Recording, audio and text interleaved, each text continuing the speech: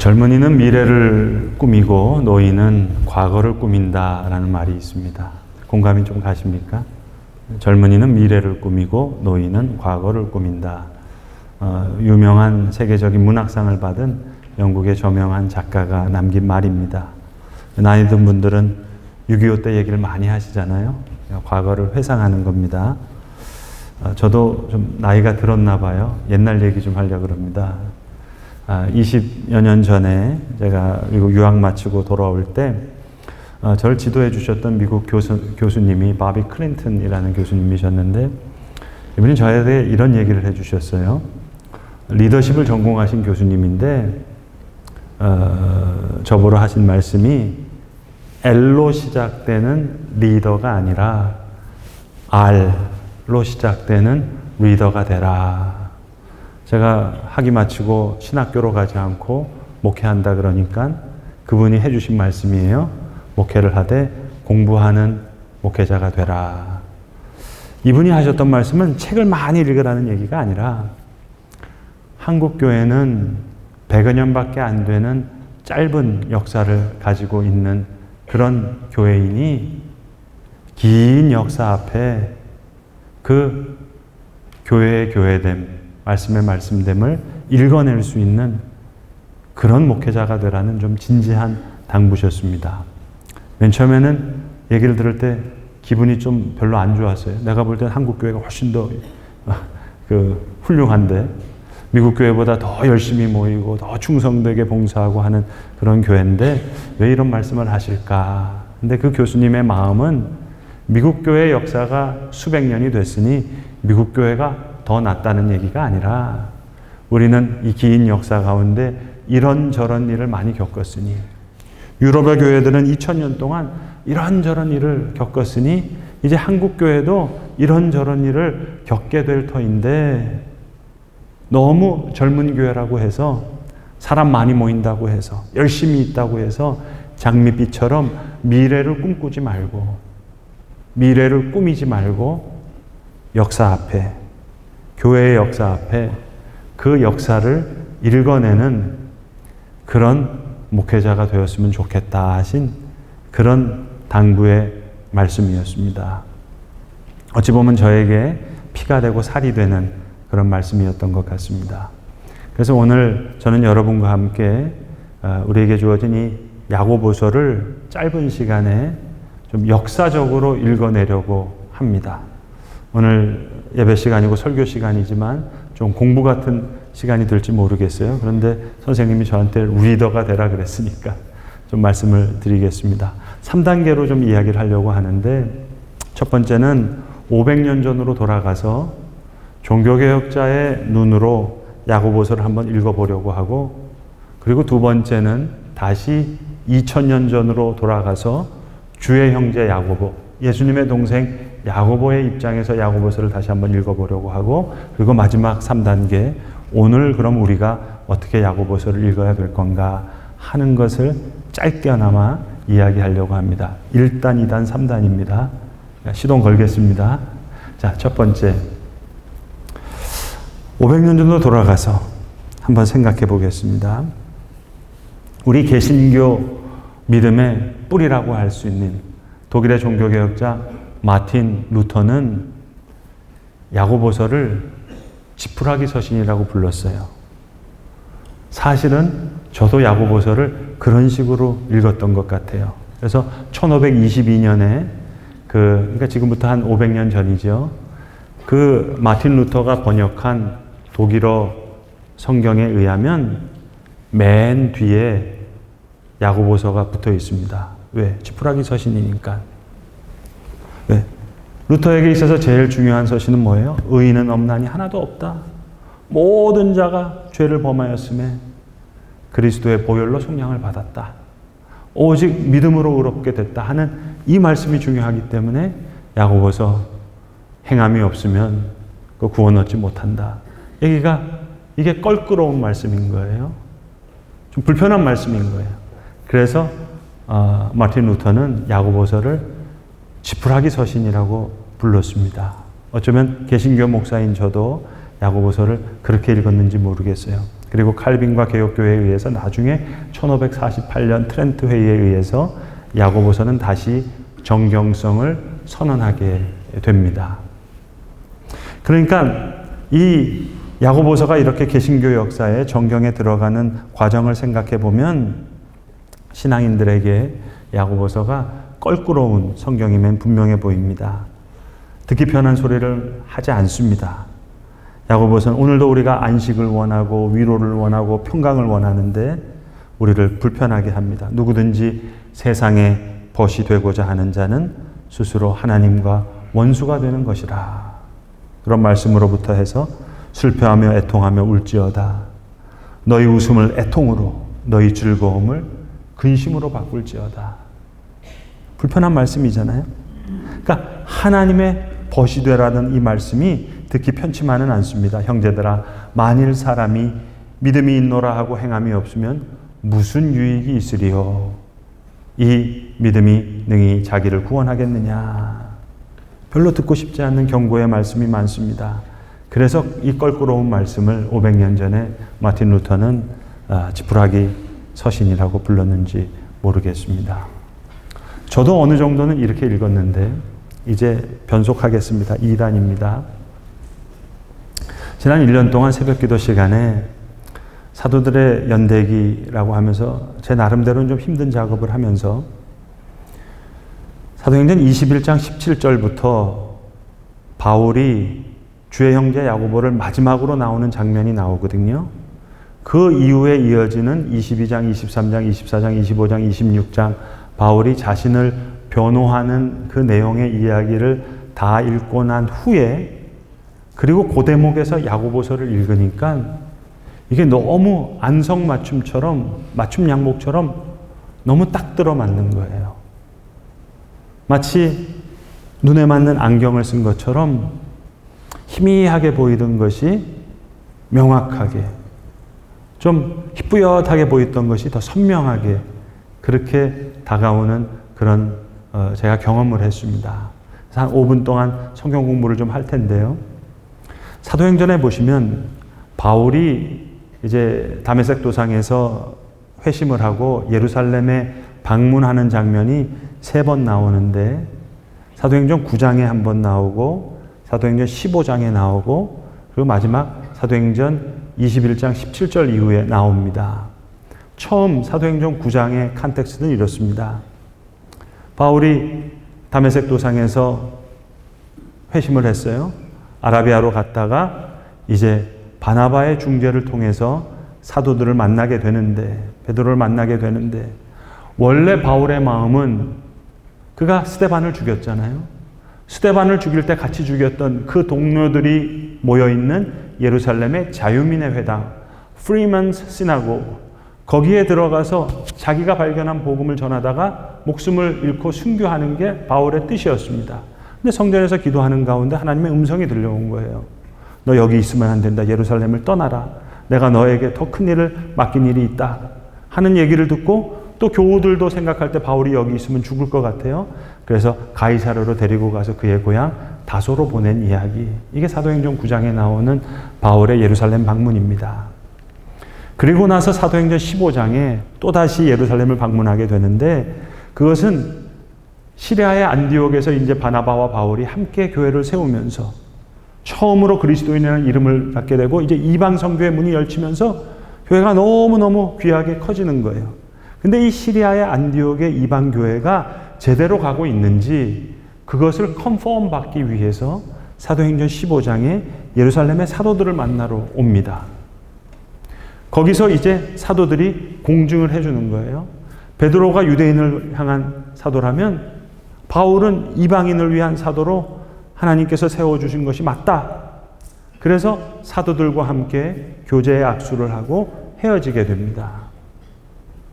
그리고 나서 맨 마지막에 사도행전 21장 17절에 바울이 마지막으로 예루살렘을 이제 방문하게 되는데 그리고 주의 형제 야고보를 만나게 되는데 이때는 문제가 좀 심각해졌어요.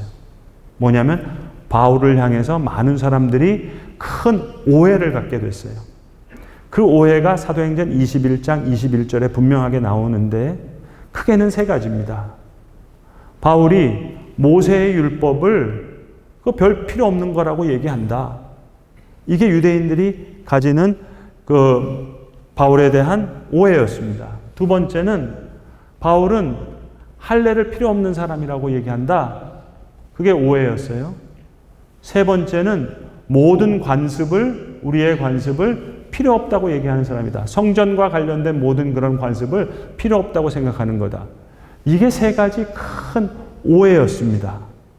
거기에 예루살렘에 왔었을 때 한 가지 오해가 덧붙여지게 되는데, 드로비모라고 하는 이방인을 성전에 데리고 들어간 게 아니에요.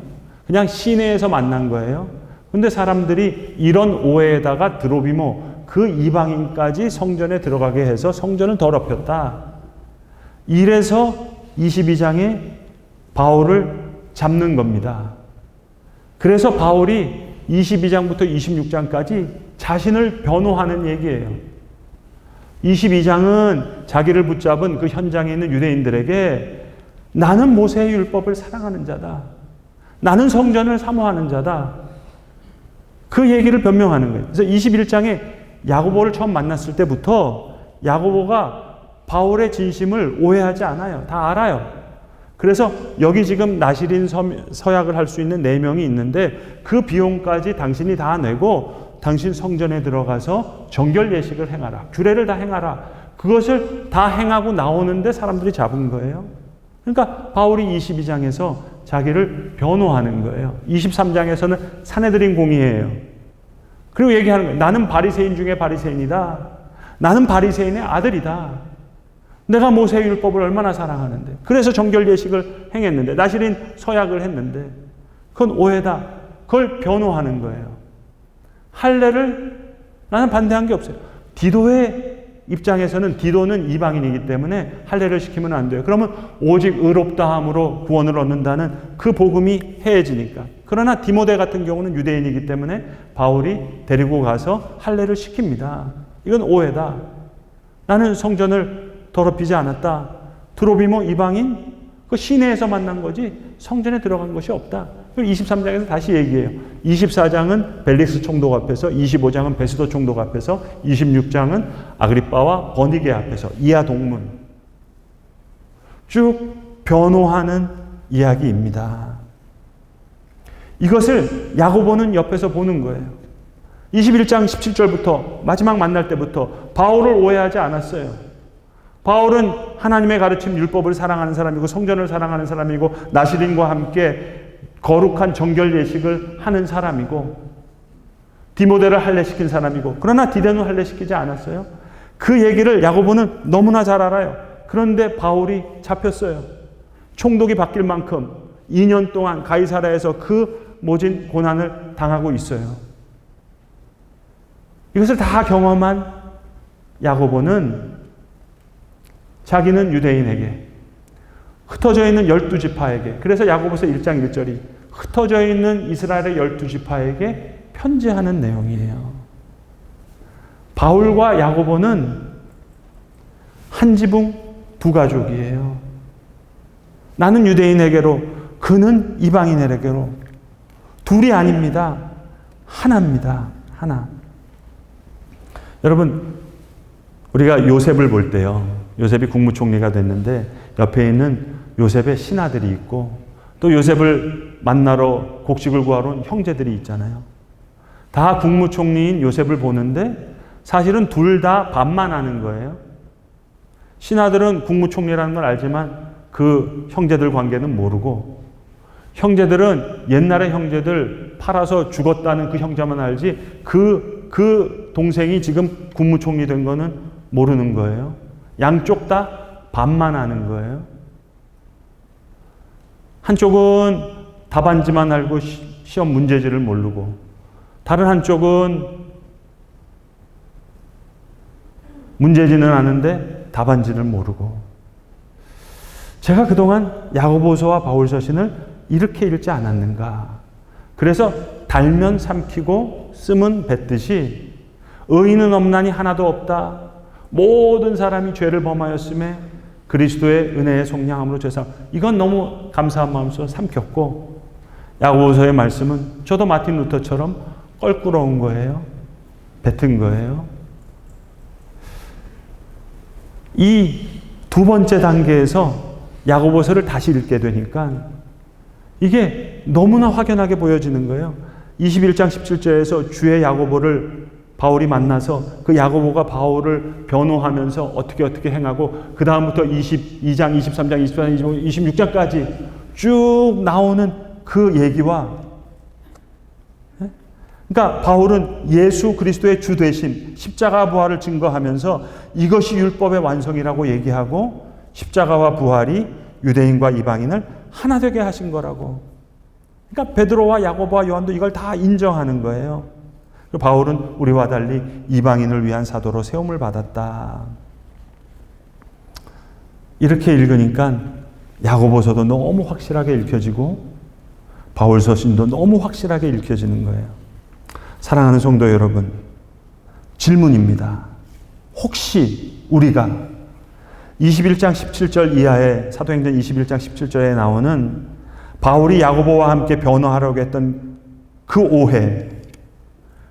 오해가 혹이라도 우리의 오해는 아닌가 하는 거예요. 바울이 율법 다 필요 없고 할례 다 필요 없고 성경 다 필요 없고, 오해거든요. 오해. 근데 우리는 반대편에서 그렇게 오해하고 있는 것은 아닌가. 그러니까 의인은 없나니 하나도 없다. 모든 사람이 죄를 범하였음에 이 은혜의 복음의 말씀은 삼키고 야고보서의 말씀은 껄끄럽거든요. 행함이 없는 믿음은 죽은 믿음이라 뱉고 혹시 그랬던 것은 아닌가 한번 생각해 보았습니다. 자, 이렇게 읽고 나서 오늘 우리의 현실에 돌아와서 야고보서를 하나님의 말씀으로 받을 때, 야고보서는 지푸라기 서신이 아니죠. 하나님의 말씀이죠. 바울의 서신과 야고보서가 둘이 아닙니다. 하나입니다. 여러분, 삶이 쉽지 않는 한 신앙 역시 쉬울 리가 없겠죠. 오늘 우리의 현실, 목회자의 현실, 성도의 현실, 교회가 처한 이 현실 속에서 저는 야고보서가 우리에게 닥친 시험을 다시 보게 하는 줄로 믿습니다. 하나님의 벗으로 부르심을 받았는데, 하늘의 농부로 우리가 부르심을 받았는데, 이른 비와 늦은 비의 은혜를 기다려야 되겠는데, 이걸 헤쳐나가야 할 우리들에게 다가오는 많은 시험이 있어요. 이게 우리의 모습이잖아요. 야고보서와 겹쳐지는 거예요. 그러니까 여러분, 왜 쓴 음식이 우리 건강에 도움이 되듯이 이제는 우리가 너무 달아서 삼켰던 것, 그게 우리의 당뇨병을 일었다면 그거 좀 줄이고 오히려 거친 음식을 먹어야 되는 것이 아닌가 하는 생각을 해보게 됩니다. 우리가 이겨야 할 시험을 다시 보게 하는 하나님의 말씀, 또 이 하나님의 벗들에게 이른 비와 늦은 비의 은혜를 기다리는 하늘의 농부에게 바로 이때가 인내를 발휘할 때고, 인내의 덕을 발휘하게 될 때 은혜의 지혜는 우리에게 쌓여간다는 그런 말씀을 야고보서는 우리에게 해줍니다. 그래서 야고보서는 우리에게 말씀합니다. 너희 중에 누구든지 지혜가 부족하거든 후히 주시고 꾸짖지 아니하시는 하나님께 구하라, 주시리라. 너희 중에 지혜와 총명이 있는 자가 누구냐? 오직 위로부터 난 지혜, 성결하고 화평하고 관용하고 양순하며 궁율과 선한 열매가 가득해서 화평으로 심어 의의 열매를 거둔다 하신 이 귀한 열매, 이 열매를 우리도 오늘 바라봐야 되겠습니다. 그걸 하기 위해서 길이 참아 이른 비와 늦은 비를 기다리라. 여름이에요. 척박해졌어요. 땅에 파종을 하기가 힘들 것 같아요. 기다리는데 이른 비가 내려요. 가을비가 내렸어요. 밭이 푸릇푸릇하게 올라옵니다. 파종을 하는 거예요. 열심히 가꾸는데 추운 겨울이 지나고 나서 비가 오지 않네요. 열매가 맺어질 것 같지 않아요. 길이 기다립니다. 그런데 담비와 같은 봄비가 내리는 거예요. 늦은 비가 내리는 거예요. 귀한 열매를 맺게 되는 겁니다. 그래서 오늘 본문에서 우리에게 말씀합니다. 형제들아, 시험을 당하거든 기쁘게 여기라. 기쁘게 여기라. 이른 비의 은혜와 늦은 비의 은혜가 있을 거니까 너희 믿음의 시련이 인내를 만두어내는 줄을 알미라. 여기서 인내는요, 이를 꽉 무는 게 아니에요. 그거는 참는 게 아니라 그거는 독이 나오는 거예요, 여러분. 인내는 뭡니까? 이른 비와 늦은 비가 올 그 은혜를 믿으면서 기다리는 거죠. 그래서 오늘 본문은 말씀합니다. 인내가 너희를 온전하게 하고 구비하게 하여 조금도 부족함이 없게 하려 한다. 옹글고 단단한 사람으로, 본래의 모습으로, 하나님의 형상대로, 하나님의 벗으로 옹글고 단단한 사람으로 만들어 주신다는 거예요. 사랑하는 성도 여러분, 껄끄러움은 어떤 면에서는 축복입니다. 오늘 우리가 경험하는 이 껄끄러움, 우리의 믿음을 새롭게 하시기 위해서 우리에게 주시는 하나님의 축복일 것입니다. 다시 시작합시다. 교회도 다시 시작합시다. 목회도 다시 시작하고 싶어요. 성도의 삶도 우리 다시 시작합시다. 야고보서 다시 읽읍시다. 종교개혁자 마틴 루터처럼 지푸라기 서신처럼 읽었다면 아니올시다. 껄끄러움이 오히려 건강한 신앙, 참다운 신앙을 가능케 합니다. 여러분, 고난이라는 말은 너무 큰 것 같고요. 그냥 불편함과 피곤함으로 바꿔 불러봅시다. 불편함이 있어도, 피곤함이 있어도, 껄끄러움이 있어요. 이 고난이 유익이에요. 이 불편과 피곤과 껄끄러움이 유익입니다. 거친 음식이 몸의 건강을 돕듯. 여러분, 이런 말이 있습니다. 우울한 사람은 과거에 살고, 불안한 사람은 미래에 살고, 평안한 사람은 현재에 산다. 우울하게 과거에 사는 사람들이 많습니다. 현재에 살면서 우울하게 과거를 살아요. 불안하게 미래를 사는 사람들이 많습니다. 분명히 현재를 살고 있는데 불안하게 미래를 살아요. 오늘 주시는 하나님의 말씀을 우리가 먹고 마실 때, 이 말씀을 먹고 마시는 자들은 분명히 시험 중에도, 불편함 중에도, 피곤함 중에도, 껄끄러움 중에도 이 인내의 열매를 바라보며 평안하게 현재를 살아낼 수 있는 옹글고 단단한 사람으로 주께서 저와 여러분을 빚어주시기를 간절히 소망하고 기도합니다. 기도하겠습니다.